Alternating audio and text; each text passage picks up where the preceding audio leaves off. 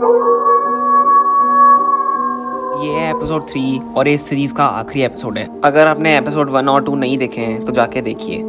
गांव के लोग बहुत घबराए हुए थे। जंगल के बीच में एक झुंड बनाकर ये सोच रहे थे कि अपने बच्चे वापस कैसे लेके आए। तभी झाड़ियों के बीच में से एक पंडित निकल के आता है और सब उससे डर जाते हैं। वो पंडित गांव वालों को ये समझाता है कि ये उन सब की मदद करेगा और फिर गांव वाले उस गांव में जो कुछ भी हुआ उसे सब बता देते हैं। फिर वो पंडित गांव वालों के साथ निकल जाता है मंदिर की ओर। मंदिर के पास पहुंचने के बाद गांव वाले घबरा जाते हैं, लेकिन पंडित बोलता है कोई चिंता करने की जरूरत नहीं है, आप सबके बच्चे वापस आ जाएंगे।